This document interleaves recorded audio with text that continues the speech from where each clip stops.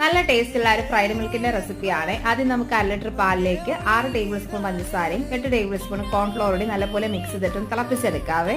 അപ്പൊ ഇത് കോൺഫ്ലോർ ഉള്ളതുകൊണ്ട് തന്നെ പെട്ടെന്ന് തന്നെ തിളച്ചിട്ട് തിക്കായിട്ട് ഇതുപോലെ കിട്ടും, നല്ല ഗ്ലേസിൽ കിട്ടും. അപ്പൊ നമ്മൾ ചൂടോടി തന്നെ ട്രെയിലേക്ക് ഒഴിച്ചു കൊടുക്കുന്നുണ്ട്.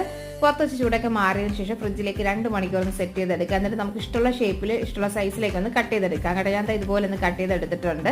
ഭയങ്കര സോഫ്റ്റ് ആണ്.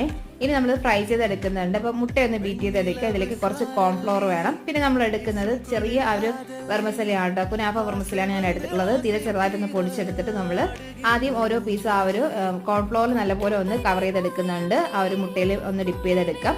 എന്നിട്ട് ആ ഒരു വെർമസലയിൽ നല്ലപോലെ ഒന്ന് കോട്ട് ചെയ്തിട്ട് നമുക്കൊന്ന് ഫ്രൈ ചെയ്തെടുക്കാം കേട്ടോ.